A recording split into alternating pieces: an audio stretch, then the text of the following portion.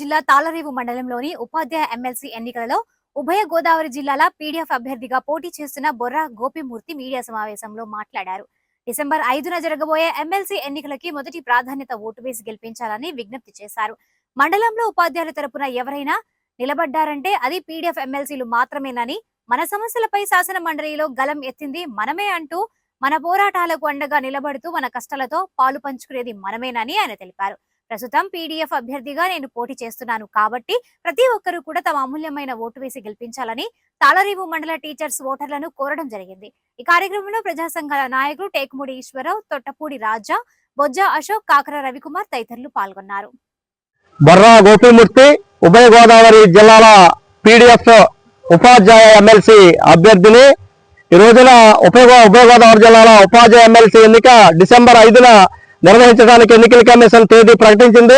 దానికి సంబంధించి నామినేషన్ల గడువు కూడా పూర్తయింది. ఈ రోజున నామినేషన్కి సంబంధించి స్క్రూటినీ కూడా అయింది. 6 నామినేషన్లో వేసి ఉన్నారు. 6 యొక్క నామినేషన్లు కూడా యాక్సెప్ట్ అయినాయని చెప్పి సందర్భంగా తెలియజేస్తూ ఈ ఎన్నిక ఒక బాధాకరమైన పరిస్థితిలో జరుగుతూ ఉంది. 4 సంవత్సరాల క్రితం ఉపాధ్యాయుల, ఉద్యోగుల, అధ్యాపకుల యొక్క వాయిస్ని శాసనమండలిలో బలంగా వినిపిస్తాడని చెప్పి నెగ్గించుకున్న సార్జీ గారు లాస్ట్ ఇయర్ డిసెంబర్ 15న రోడ్డు ప్రమాదంలో మరణించడం వల్ల ఏర్పడినటువంటి ఈ ఖాళీ ఇది. ఈ సందర్భంగా ఆ స్థానంలో అభ్యర్థిగా పీడీఎఫ్ అభ్యర్థిగా బొర్రా గోపిమూర్తి అని నన్ను PDF floor leader K S Lakshmanarao గారు ఉపాధ్యాయ అధ్యాపక సంఘాలు బలపరిచినటువంటి అభ్యర్థిగా నిలబెట్టడం జరిగింది.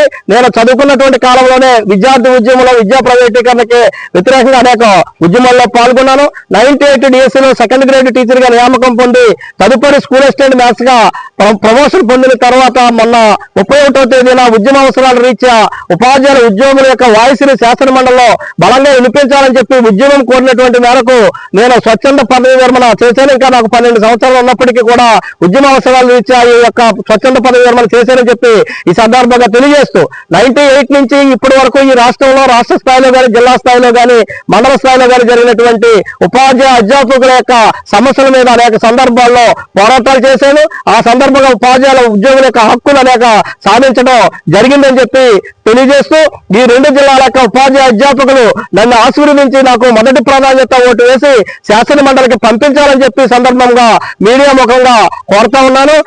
మీ ఆశీర్వాదంతో నేను శాసన మండలికి ఎన్నికైన తర్వాత ఏదైతే ఉపాధ్యాయులు స్వేచ్ఛాయుతమైనటువంటి వాతావరణంలో పిల్లగాడికి పాఠం చెప్పుకునే విధంగా ప్రభుత్వం మీద ఒత్తిడి తీసుకొచ్చి మీకున్నటువంటి ఆన్లైన్ భారాలని, బోధనేతర పనులు తొలగించే విధంగా పోరాటం చేస్తానని చెప్పి సందర్భంగా తెలియజేస్తూనే ఈ రోజున కాలేజీ రంగంలో ఉన్నటువంటి జూనియర్ కాలేజీ, డిగ్రీ కాలేజీల యొక్క లెక్చర్స్ యొక్క సమస్యల మీద కానీ, అదే degree college, junior college contract lectures యొక్క సమస్యలు ఏదైతే వారి యొక్క